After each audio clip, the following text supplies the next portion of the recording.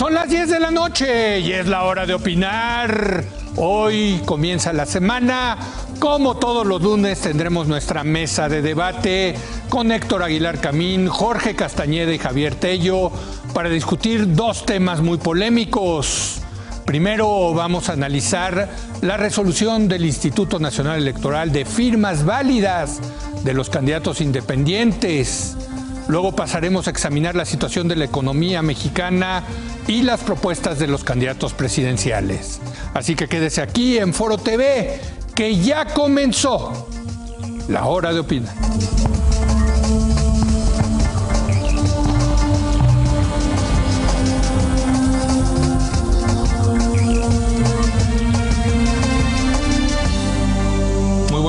Buenas noches, Héctor Aguilar Camín, ¿cómo estás, Héctor?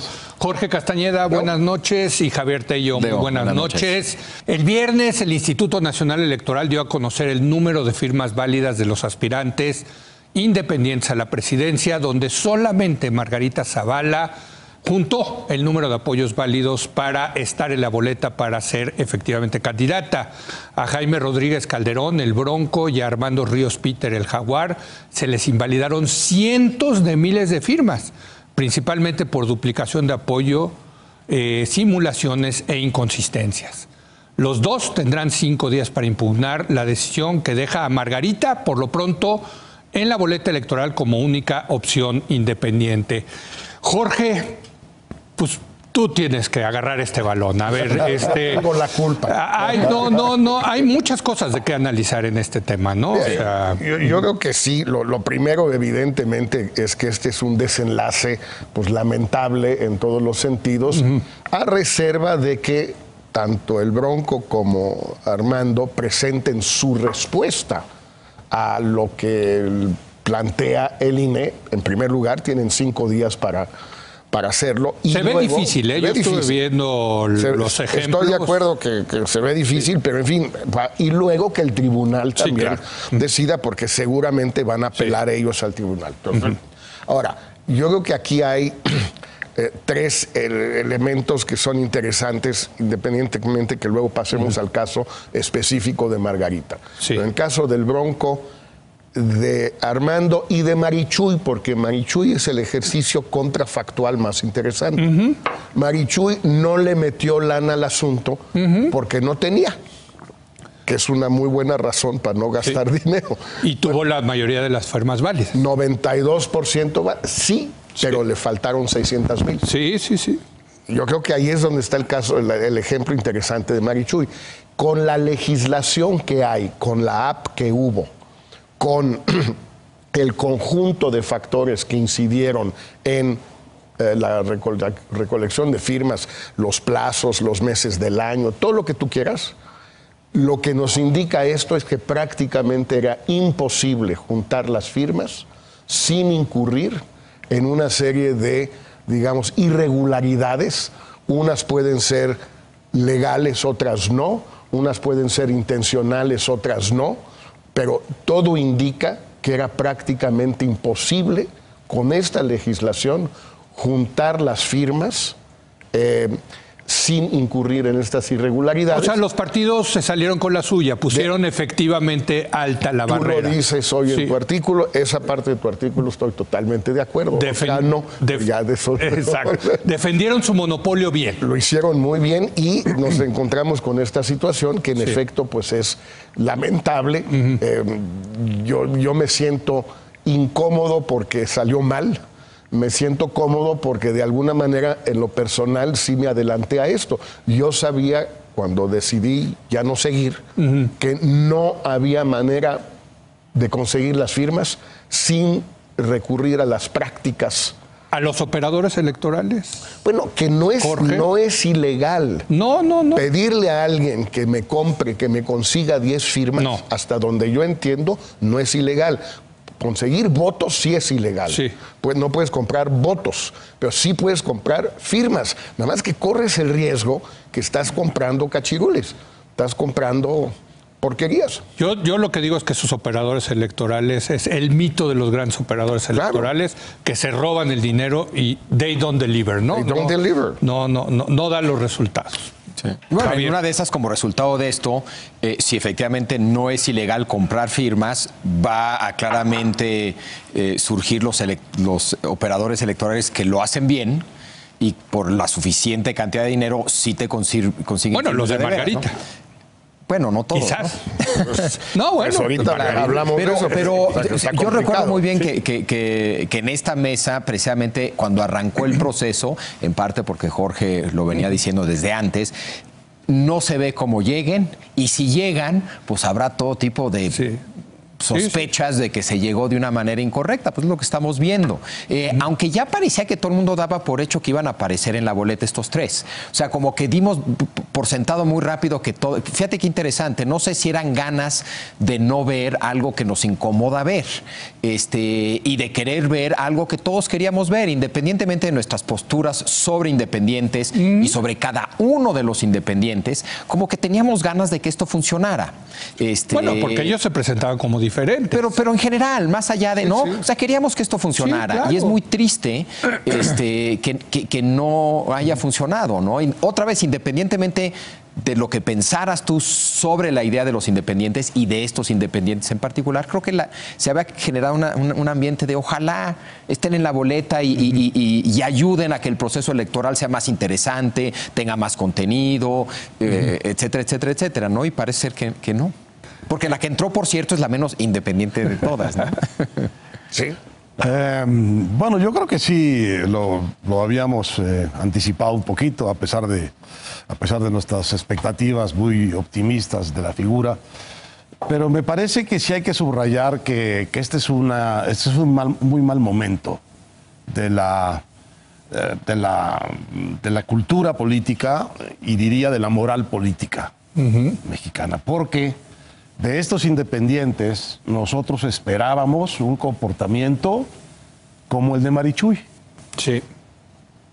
Que es la candidata independiente realmente ejemplar de este proceso, porque se atuvo a las reglas y aceptó lo que le daban las reglas y nada más. Ninguno de los otros se atuvo a las reglas. Los tres, debiendo ser ejemplo de una nueva manera de hacer política y por tanto de una nueva moralidad a la hora de hacer política, no lo fueron. Ninguno de los tres. Y esto me parece a mí que nos obliga a replantear seriamente la legislación en torno a los independientes. Por lo menos en el nivel, digamos, de los independientes que son candidatos presidenciales. Porque con estas reglas, o te pasa lo que a Marichuy, es decir, te quedas muy lejos de donde tenías que llegar, o haces trampa para llegar. Y me parece que esa es una manera muy mexicana de cómo la ley induce la trampa, porque nuestra democracia es una democracia sin demócratas. A la hora de la hora, importa más el impulso y conseguir las cosas que ceñirte a las reglas. Y este ha sido, tristemente, el caso de los independientes en el nivel presidencial. Sí. Porque al otro nivel está. Quizá hemos perdido de vista una cosa que también dijimos mucho aquí, que la figura del candidato independiente no tolera espacios de representación demasiado grandes, porque no puede competir con los partidos que ya están ahí. Tema de escala, ¿no? En cambio, es muy viable para una comunidad pequeña, para una presidencia municipal, para una diputación, para una senaduría. El caso de Kumamoto me parece del otro lado ejemplar también, porque es las dos cosas. Es ética política y modernidad en la manera de reclutar sus firmas. 95% de las que presentó fueron válidas. Bueno, ahí lo tienes. Entonces, claro, hay que revisar esto otra vez, pero yo diría que esta primera pasada salió muy mal. Muy mal. Ahora, aquí hay dos elementos adicionales. El primero es, invalidan al Bronco y al Jaguar por no haber alcanzado el número de firmas. Así es. No por haber hecho trampa en cantidades pues monumentales. O sea, en el caso de Ríos Peter, casi el 50% de simulación. Ahora, pero son dos argumentos distintos y yo tengo entendido, aunque no soy ni mucho menos un experto, que los dos deben invalidarte. El no llegar al número de firmas, pero el hacer conscientemente, con dolo, trampa. Si eso lo haces, pues no debes estar en la boleta, aunque hayas llegado al número. Es que, ¿sabes que yo consulté eso y no? La legislación dice pues, nada más 866,000 firmas. No, pero es que hay delitos electorales en el Código Electoral de cosas que no están permitidas hacer. No es la ley de independientes, es la ley electoral en general. Si tú falsificas una serie de documentos electorales, estás cometiendo un delito. O sea, esto es para decir que Margarita también debería estar fuera de la boleta. Es importante que se conozcan los datos de Margarita para que, la gente se forme su opinión. Margarita tiene lo que llaman inconsistencias, 327,000. O sea, no son pocas. Tiene 212,000 fotos de fotocopias. Entonces, tú puedes argumentar con bastante razón, sí, es que algunos de mis auxiliares, de mis voluntarios, se equivocaron y no sabían que no se podía mandar la foto de una fotocopia de credencial. Tenía que ser la foto de la credencial. Algunos te los paso. Digamos, errores de buena fe. 212,000 errores de buena fe. Ahora, tiene muy poca simulación. Simulaciones, tiene por eso. Nada más 432, creo. Eso, exactamente. Entonces, según a qué te vayas. Exacto. Si quieres poner el acento en que sí llegó al número de firmas, aun cuando le invalidaste una gran cantidad. Oye, por un pelito, Por un pelito, por eso, le invalidaron 700,000 firmas a Margarita. Y quedó en 870,000 y se necesita... Por un pelito. Sí. Pero alguien a quien le invalidan 50% de sus firmas, porque eso es, pues uno puedes preguntarte si el argumento más abstracto que se aplica al Bronco y a Armando, de que hicieron trampas en cantidades muy grandes según estos datos, y por ello no deben estar, no por no llegar, sino porque alguien que hace esto, ese argumento se aplica también a Margarita. Por cierto, si has visto ahora en las redes sociales, hay toda una discusión donde han aparecido los números también de las firmas que presentaron los partidos para su registro, donde tienen los mismos errores y se les dio el registro.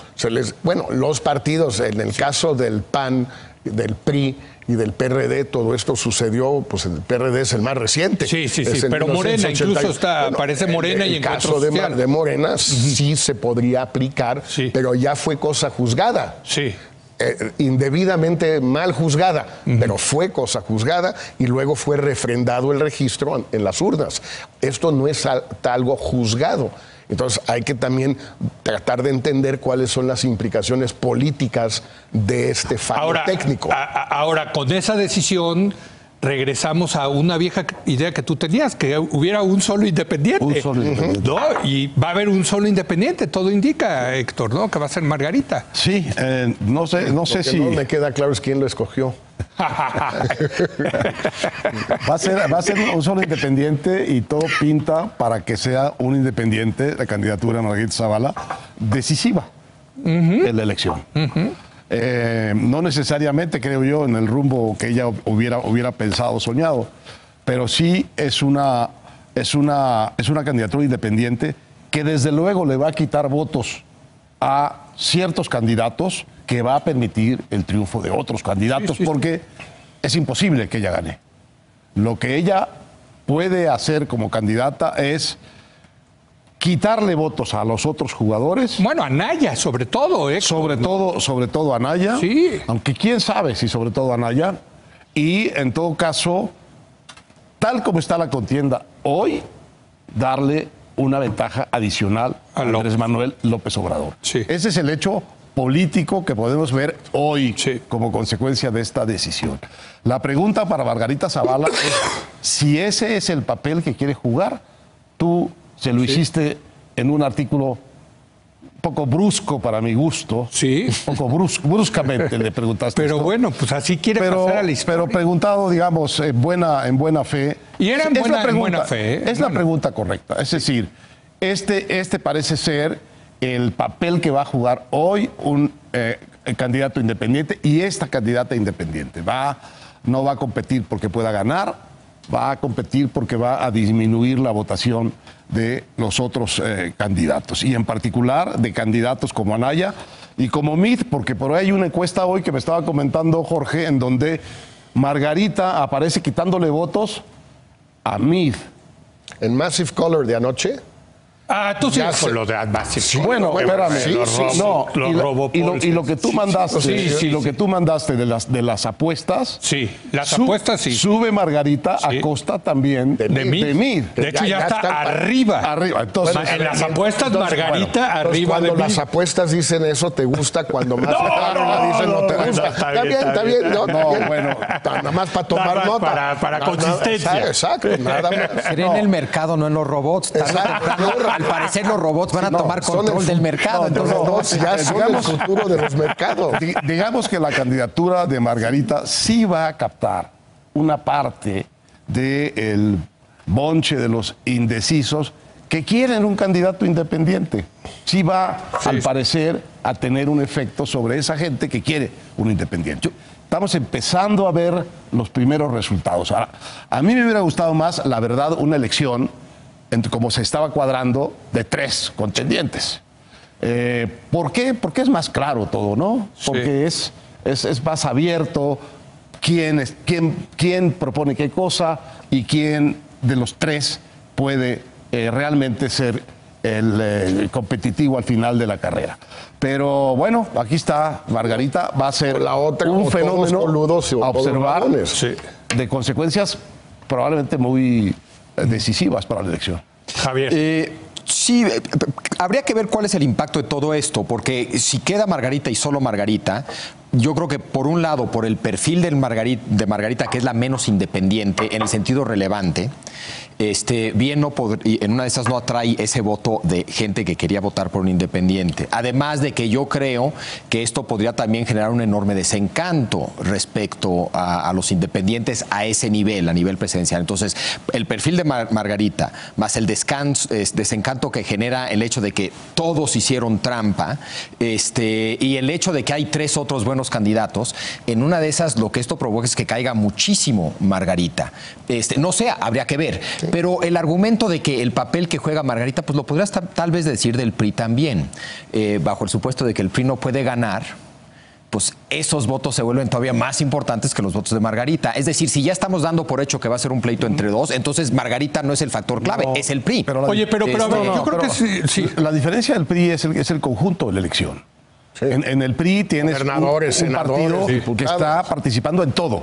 Y es importante, qué tan importante es que haya o no haya representación proporcional importante de los partidos en los congresos. Yo creo que es muy importante que el Congreso mantenga una pluralidad. Ahora va a ser Margarita no va a llevar a la boleta. Porque no hay segunda vuelta. Quizás el error fue no haber insistido todos 100%. Desde un principio que candidatos independientes sin segunda vuelta, pues era un poquito una aberración, porque justamente se iba a prestar a esto. Ahora, la competencia va a ser muy desigual, porque hay que decirlo. Yo argumentaba en mi artículo sobre Margarita que, a ver, no va a tener dinero, no va a tener spots, no va a tener, o sea, sí entra en una posición muy endeble. Difícil ganar así, ¿no? O sea, no tiene aparato. No tiene aparato. Digamos, el estigma de la trampa la va a afectar a ella sin la menor duda. Que si fue un poquito más o un poquito menos, ya es un poco la doctrina Allende, radicada en San Blas. Solo robé tantito. Ajá. Sí, bueno, pues a ver, la trampa es la trampa y ese estigma se le va a quedar. Ahora, Jorge, al frente le convendría que no estuviera Margarita en la boleta. Yo por supuesto que sí. Por supuesto. Que no estuviera. Que no estuviera. Así es. Que no estuviera, pero hay varias maneras de no estar. Una es que la bajen y otra cosa es que, digamos, vuelva a cierta cordura y lo que decía Héctor, que Margarita llegue a la conclusión y regrese o no se vaya, digamos, aunque no regrese. Porque es que llegue a ¿de veras quiere elegir a Andrés Manuel? Es que eso es lo increíble, después de lo que pasó en 2006, parece que no tenemos memoria. Pero a ver, López Obrador le envenenó la presidencia a Felipe Calderón, perdón, hay que decirlo, ¿o no? Se la echó a perder. Pero hay dos lógicas aquí, ¿no? Una es la lógica absolutamente legítima, aunque venga de un partido y no cuadre como un candidato independiente en estado puro. La lógica legítima de abrirse su camino como candidata independiente y competir en la elección. Esa a mí me parece que es impecable. Ahora, viene el segundo momento, que es el momento de los políticos, que es qué consecuencias reales tiene esa legítima aspiración que tienes.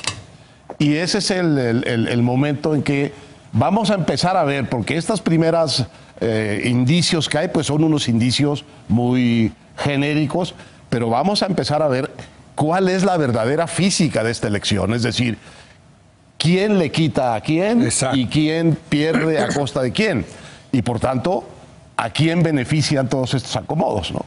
Entonces, yo lo que veo ahora es que esta candidatura de Margarita Zavala no creo que esté en su intención, pero tiene en este momento la consecuencia de facilitarle la competencia a López Obrador. Y con una cosa que hemos platicado tú y yo, Javier, que en una de esas Margarita le puede ganar a José Antonio Meade, imagínate. Pues eso es lo que dicen, ¿no? las apuestas. Las apuestas que tú mandas. Sí, pues sí, bueno, pero no. Imagínate. Y entonces Meade le estaría robando votos a Margarita. No, bueno, a ver, si eso pasa, a ver, yo creo que sí puede ser preocupante. ¿Tú sí crees que...? A ver, no, sí es que pasa, o sea... Sí. Que se defonde José Antonio Meade. Que lleguemos al punto donde el partido que le dio gobernabilidad, de la que ya sabemos, durante 80 años a este país, pues esté llegando a un cuarto lugar y en vías de extinción. Y eso pues sí sería un problema serio, porque ese vacío no lo llena nadie. No, sí se van con el López Obrador. Pues, eso es lo que está ocurriendo. Entonces tienes lo que hay un trasvase, Entonces sí. tienes, pues hay que pensarlo muy bien, porque entonces tienes lo que decía Héctor, mayoría en la Cámara de Morena y 40 senadores, 50. Sí.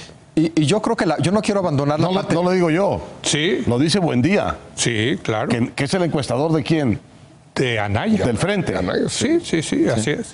No, yo quiero regresar al tema de la moral política, moral pública. Es una palabra imposible, pero bueno. Que no nos dé miedo, porque precisamente cuando te da miedo hablar de eso, cedes ese territorio a alguien más. No es que desaparezca el tema del debate público.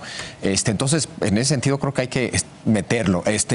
Yo sí creo que en efecto esto es un mal momento para la moral política, para la moral pública.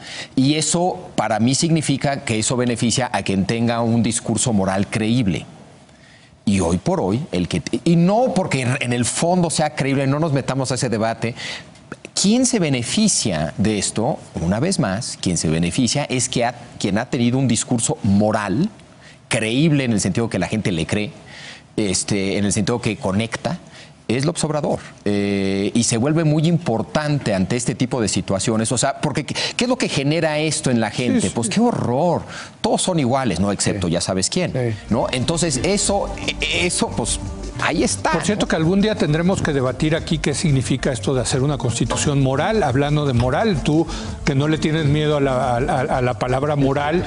Yo cuando empiezo a escuchar constitución moral, sí me empiezan a dar estertores. Hay componentes importantes de toda constitución que son morales, ¿no? No, pero él lo que quiere es una constitución moral, aparte de la constitución de los Estados Unidos mexicanos, ¿no? Pero en fin, vamos a una breve pausa, si les parece, y regresamos con el tema económico, la situación económica de nuestro país y las propuestas de los candidatos.